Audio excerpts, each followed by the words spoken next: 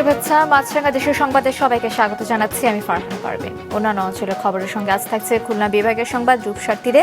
শুরুতেই জানিয়ে দিচ্ছে গার্ডিয়ান লাইফ ইন্স্যুরেন্স সংবাদ শিরোনাম। শিক্ষক হেনস্থার বিচার এবং কোটার দাবিতে রাজশাহী বিশ্ববিদ্যালয়ে চলছে শাটডাউন। নির্বাচন পেছানোর দাবি 5 প্যানেলের বৈঠকে বসেছে নির্বাচন কমিশন। মেহেরপুরে টিএসপি এবং এমওপি সারের সংকট, অন্যান্য সারের দাম বেশি, সবজি উৎপাদন ব্যাহত হওয়ার আশঙ্কা। শুনছিলেন শিরোনাম।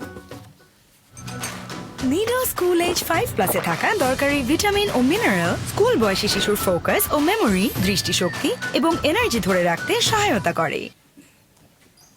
এবার বিস্তারিত।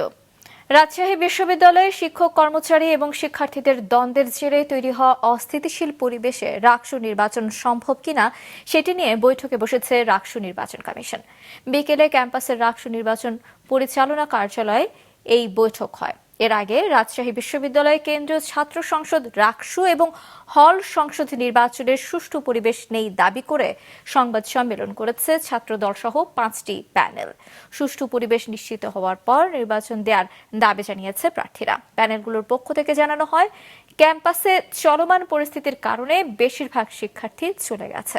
এছাড়া শিক্ষক শিক্ষার্থী দ্বন্দ্বের অবসান না হলে নির্বাচন প্রশ্নবিদ্ধ হতে পারে। এদিকে উপাচার্য সহ শিক্ষকদের হেনস্থা এবং প্রশ্ন কোটা পুনর্বহালের দাবিতে অনির্দিষ্টকালের কমপ্লিট শাটডাউন কর্মসূচি পালন করছেন শিক্ষক কর্মকর্তা কর্মচারীরা। এতে বন্ধ রয়েছে বিশ্ববিদ্যালয়ের একাডেমিক এবং প্রশাসনিক কার্যক্রম। ক্যাম্পাসের অস্থিতিশীল পরিবেশ, কমপ্লিট শাটডাউন, পূজার ছুটি সব বিবেচনা করে রাকসু নির্বাচন কমিশনারকে পরবর্তী পদক্ষেপ অতি দ্রুত নিতে হবে। কোনোভাবে রাকসু নির্বাচনকে প্রহসনের নির্বাচন হতে দেওয়া যাবে না এবং বিশ্ববিদ্যালয়ের পরিবেশ স্থিতিশীল করে রাকসু নির্বাচন হতে দিতে হবে। ছাত্ররা শিক্ষকের গায়ে হাত দেয় এবং কর্মচারীদের অধিকারের বিরুদ্ধে এখানে মব সৃষ্টি করে, এটা অত্যন্ত দুঃখজনক। তাই আমরা মনে করি যে আমাদের যৌক্তিক পয়েন্টে আমরা এই আন্দোলনে আছি। আমরা জানি এবং মনে করছি এই তদন্ত কমিটি কোনো আলোর মুখ দেখবে না এবং আমাদের যে প্রাতিষ্ঠানিক সুবিধা স্থগিত করেছে সেটা চালু না হওয়া পর্যন্ত আমরা কমপ্লিট রাজশাহী বিশ্ববিদ্যালয়ের শাটডাউন চলবে। দর্শক, সার্বিক পরিস্থিতি জানাতে রাজশাহী বিশ্ববিদ্যালয় থেকে সরাসরি যোগ দিচ্ছেন স্টাফ রিপোর্টার গোলাম রাব্বানী। রাব্বানী, আপনার কাছে জানতে চাই যে রাজশাহী বিশ্ববিদ্যালয়ের পরিস্থিতি কোন দিকে এগোচ্ছে, এরই সঙ্গে আমাদের জানাবেন যে নির্বাচন পেছানোর যে দাবি, সেই দাবির বিষয়ে কমিশনের অবস্থান কি?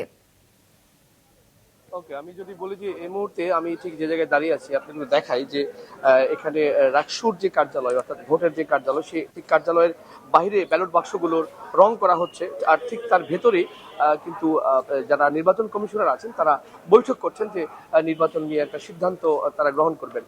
এবং তার আগের যে বিষয়গুলো আপনারা জানেন যে আজ সকাল থেকেই বেশ কিছু ঘটনা ঘটেছে রাকসু নিয়ে, এবং সেই বিষয়ে একটু কথা উল্লেখ করার মতো যে 7টি প্যানেলের মধ্যে 4টি প্যানেল তারা সংবাদ সম্মেলন করেছে একত্রে, এবং ঠিক তারপর কিন্তু আরেকটি প্যানেল যারা ছাত্র দলের তারাও কিন্তু বলেছেন যে বর্তমান যে পরিস্থিতি এবং ভোটারদের যে উপস্থিতি সে বিষয়ে তারা শঙ্কা প্রকাশ করেছেন। এবং এরপর আপনারা জানেন যে নির্বাচন অনুষ্ঠিত হওয়ার আগে মূলত হচ্ছে একটি প্রশিক্ষণ হয়, এবং সেই প্রশিক্ষণটা যারা নির্বাচন কর্মকর্তা থাকেন নির্বাচনের সঙ্গে জড়িত তারা কিন্তু সেই প্রশিক্ষণেও আসেন নাই। অর্থাৎ 25 তারিখে যে নির্বাচন অনুষ্ঠিত হওয়ার কথা ছিল বা অনুষ্ঠিত হবে এখন পর্যন্ত যেটা আমরা জানি, সেই নির্বাচনটা হওয়ার আগে যে প্রশিক্ষণ সেই প্রশিক্ষণে অংশগ্রহণ করেন শিক্ষকরা এবং বেশ কিছু কর্মকর্তা।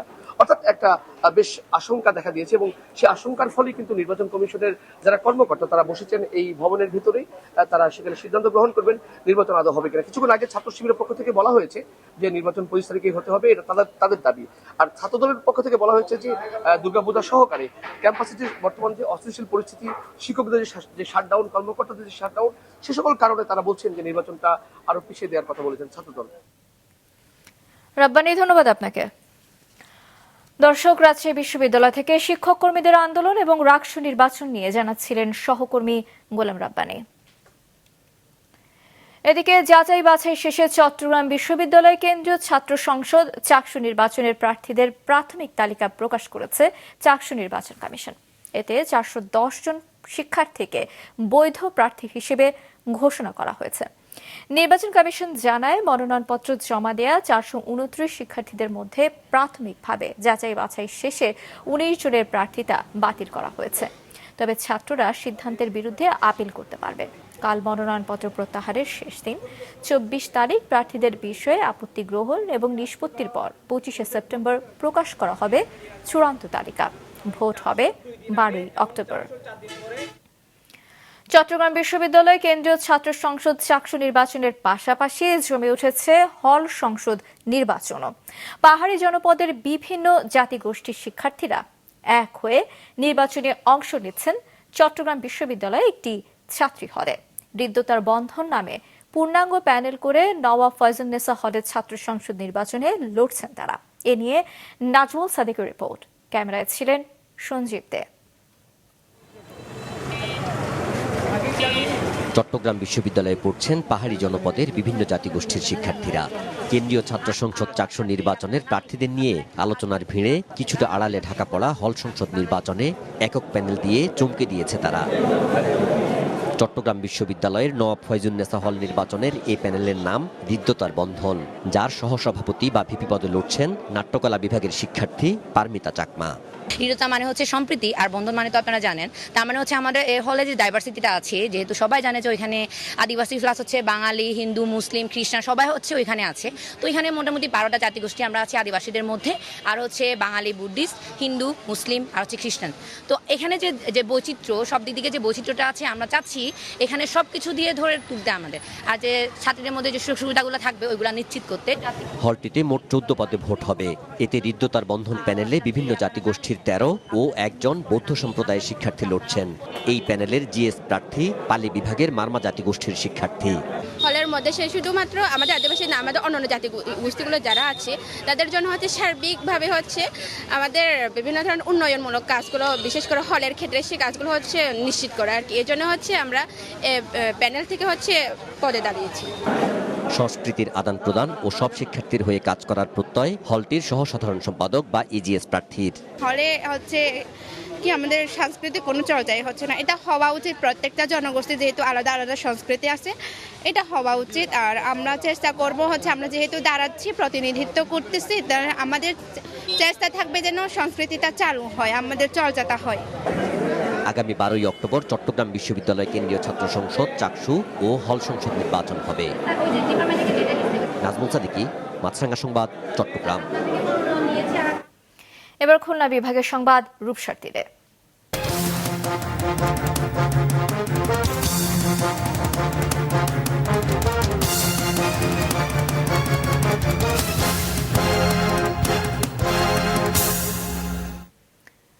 চাহিদা অনুযায়ী টিএসপি ও এমওপি সার পাচ্ছে না মেহেরপুরের চাষিরা।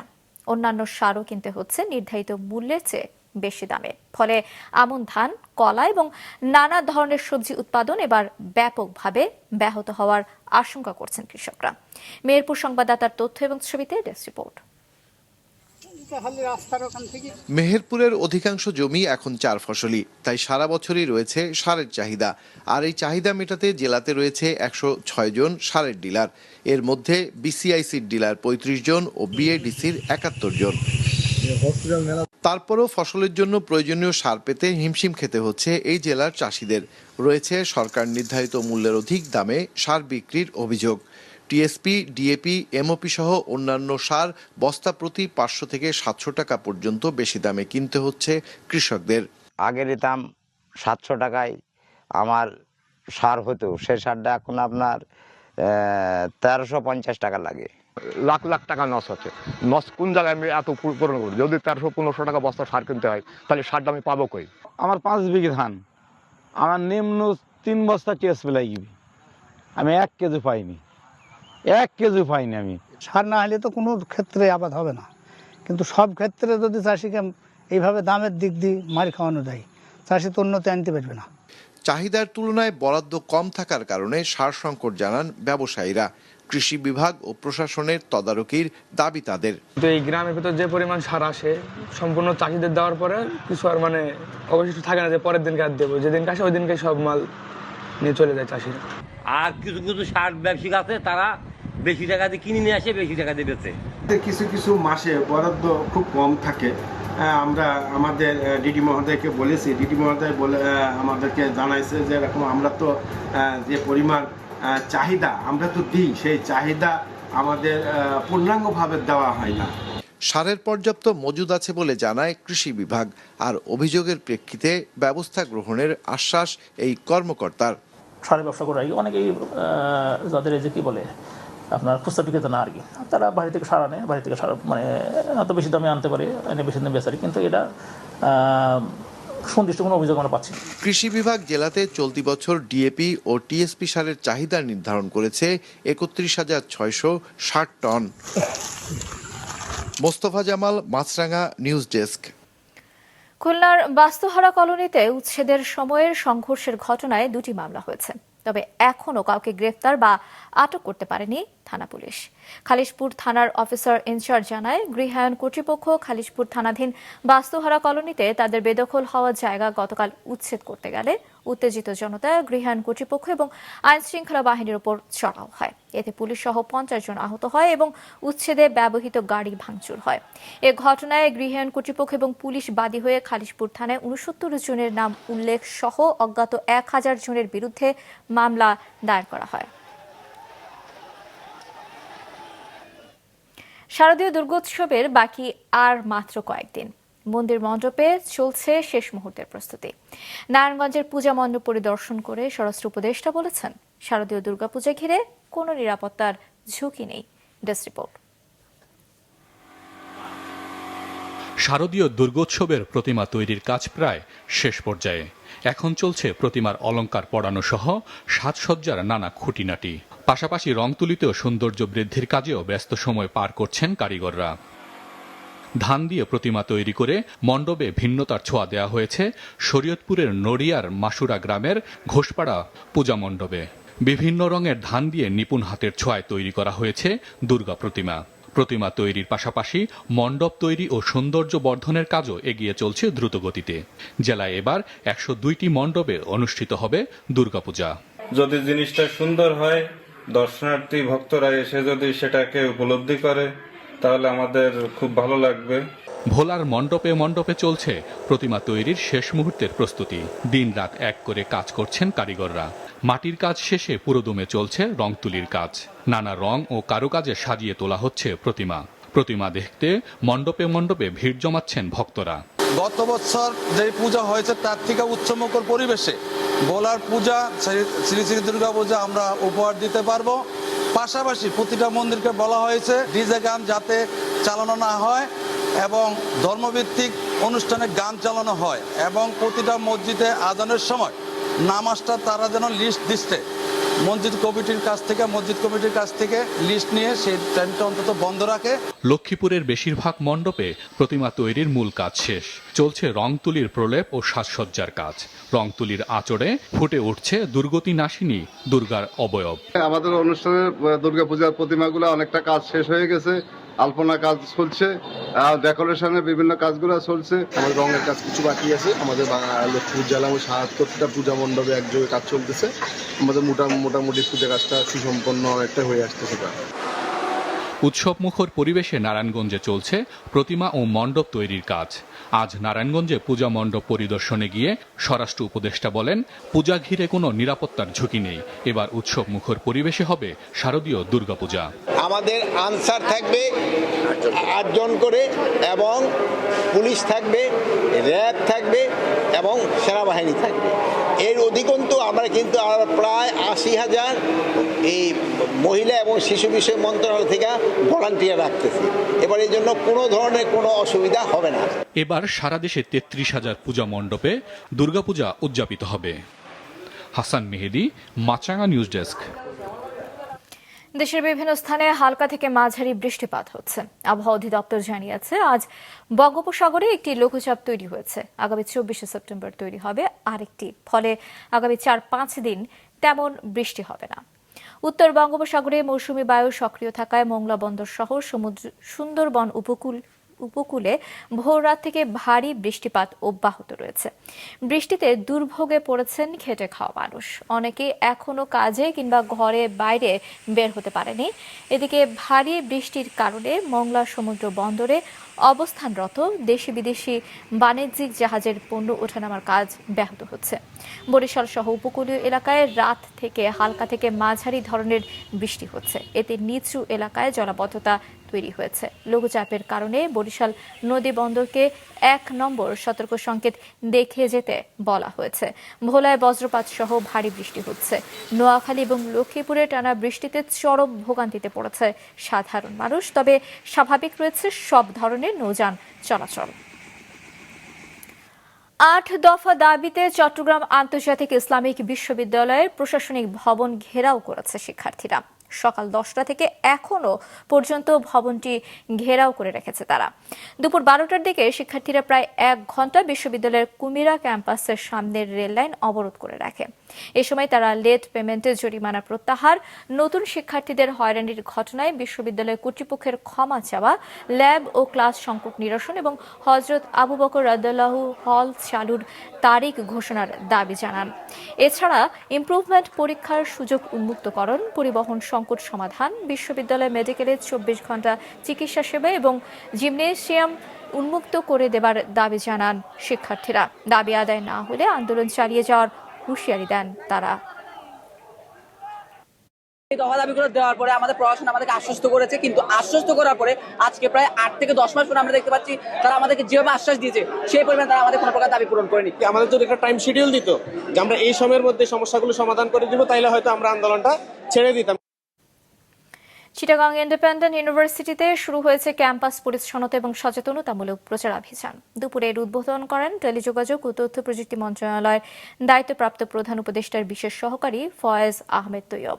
চিটাগাং ইন্ডিপেন্ডেন্ট ইউনিভার্সিটির আয়োজনে পরিচ্ছন্নতা এবং সচেতনতামূলক প্রচারাভিযানে অন্যান্যদের মধ্যে উপস্থিত ছিলেন city mayor doctor Shahadat Hossain, young one corporation ও কোরিয়ান ইপিজেডের চেয়ারম্যান ও সিইও কি হাক সুং এবং সিআইইউ এর ট্রাস্টি বোর্ড সদস্য সৈয়দ মাহমুদুল হক সহ বিশ্ববিদ্যালয়ের শিক্ষক শিক্ষার্থী এবং বিভিন্ন স্কুলের ছাত্রছাত্রীরা।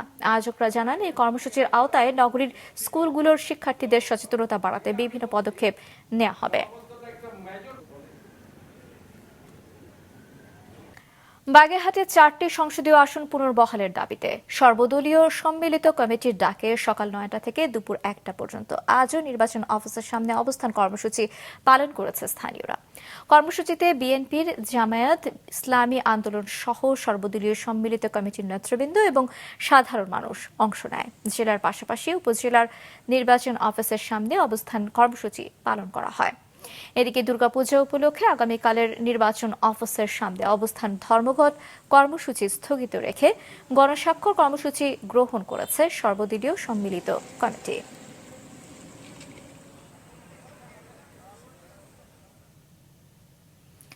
কক্সবাজার সমুদ্র সৈকতে পর্যটকদের নিরাপত্তায় 12 বছর ধরে কাজ করছে সি সেফ লাইফগার্ড, কিন্তু তহবিল সংকটে এই সেবা বন্ধ হয়ে যাচ্ছে আগামী 30শে সেপ্টেম্বর।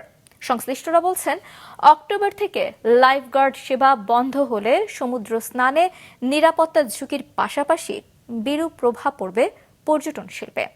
কক্সবাজার রিপোর্টার সুনীল বড়ুয়ার রিপোর্ট। 2012 সাল থেকে আন্তর্জাতিক সংস্থা রয়্যাল ন্যাশনাল লাইফবোট ইনস্টিটিউটের অর্থায়নে সৈকতের লাবণী, সুগন্ধা ও কলাতলি পয়েন্টে চালু হয় লাইফগার্ড সেবা। গত 12 বছরে সি সেফ লাইফগার্ডরা 5 কিলোমিটার সৈকত জুড়ে অন্তত 810 জন পর্যটকের জীবন বাঁচিয়েছেন। একই সময়ে তারা সাগরে ভেসে যাওয়া 65 জনের মরদেহ উদ্ধার করেছেন। বর্তমানে কক্সবাজারের যে অবস্থা, এখন কিন্তু শতাধিক লাইফগার্ডের প্রয়োজন রয়েছে। অন্তত 10টি পয়েন্টে যদি লাইফগার্ড সেবা রাখা যায় তাহলে কিন্তু এই ড্রাউনিংগুলো, এই দুর্ঘটনাগুলো এড়ানো সম্ভব। প্রতিষ্ঠানটিতে কর্মরত আছেন 27 জন লাইফগার্ড সহ মোট 35 জন। মাসিক খরচ হয় গড়ে 14 লাখ টাকা। সেপ্টেম্বরে প্রকল্পের মেয়াদ শেষ হওয়ায় চাকরি হারানোর আশঙ্কা করছেন তারা। প্রজেক্টটা বন্ধ হয়ে যায়, আসলে আমাদের সবকিছু পরিবার থেকে এবং আমাদের লাইফগার্ড থেকে সবকিছু আপনার তছনছ হয়ে যাবে। ফ্যামিলি কিন্তু একটু হ্যাচিং এ পড়ে যাবে, কারণ আমরা আর কোনো কাজ শিখি নাই। আমরা লাইফ গার্ডিংটাকে ফ্যাশন হিসাবে নিয়েছি। সিসেফ লাইফগার্ড বন্ধ হয়ে যায় তাহলে প্রতিদিন এখানে 10 থেকে 20 জন, 30 জন, 40 জন করেও পর্যটক বিপদে পড়তে পারেন, মারাও যেতে পারেন। এ সেবা চালু না থাকলে সৈকতে মৃত্যুর সংখ্যা বাড়বে, পাশাপাশি পর্যটন শিল্পে বিরূপ প্রভাব পড়বে বলছেন পর্যটকেরা। এখনই যেহেতু এই অবস্থা হচ্ছে যে লাইফ গার্ড আছে এই বিধায়, লাইফ গার্ড যখন না থাকবে তখন কি অবস্থা হবে, মানে আপনি দেখতেছেন পরিবেশটা একটু দেখান যে মানুষ কত ভিতরের মধ্যে চলে যেতেছে। সমুদ্র সৈকতের জায়গা যারা নামে তারা অন্তত ভরসা পায় যে আমরা বিপদে পড়লে তারা উদ্ধার করবে। পর্যটকদের জীবন রক্ষার মতো অত্যাবশ্যকীয় এ সেবা চালু রাখতে এনজিও নির্ভরতা কমিয়ে সরকারের টেকসই উদ্যোগ জরুরি বলছেন সুশীল সমাজ। ডেফিনেটলি 100% লাইফগার্ড দরকার। এই বিচে যদি এমন একদিন না থাকে, যদি লাইফগার্ড না হয়, রানিং হয়ে যাবে 10 জন 20 জন, ডেইলি রানিং হয়ে যাবে। বাংলাদেশের প্রধান পর্যটন কেন্দ্র এই কক্সবাজার সমুদ্র সৈকত, এইখানে সরকারের এই বিষয়ে উদ্যোগ নেওয়া, টেকসই উদ্যোগ নেওয়া এটা দরকার। কক্সবাজারের হোটেল মোটেল মালিকদের সম্পৃক্ত করে বিকল্প ব্যবস্থায় এ সেবা চালু রাখার কথা ভাবা হচ্ছে বলে জানিয়েছেন জেলা প্রশাসক। পর্যটন মন্ত্রণালয়কে এরই মধ্যে এটি জানানো হয়েছে। লাইফগার্ড একটি যেহেতু জরুরি সেবা, এটিকে আমরা আগামীতে মানে সরকারের বিবেচনা এনে কোনো রকম ভাবে এটি প্রাতিষ্ঠানিকীকরণ করাটা খুবই যৌক্তিক বলে সকলের মনে হয়েছে। বাংলাদেশের সবচেয়ে বড় পর্যটন শিল্প নির্ভর করছে কক্সবাজার সমুদ্র সৈকতকে ঘিরে। লাইফগার্ড সেবা বন্ধ না করে এর দীর্ঘমেয়াদী সমাধান চান সংশ্লিষ্টরা। সুনীল বড়ুয়া, মাছরাঙ্গা সংবাদ, কক্সবাজার।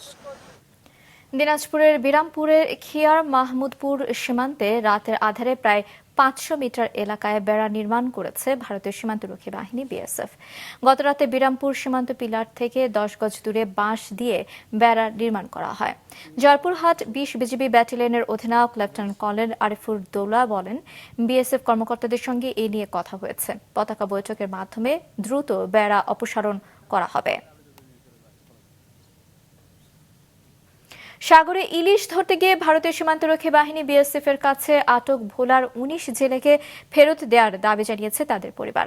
জেলেদের পরিবার জানায়, গত 5 সেপ্টেম্বর ভোলার দক্ষিণ দিঘলি ইউনিয়নের কোড়ালিয়া গ্রামের 19 জেলে সাগরে মাছ ধরতে যায়।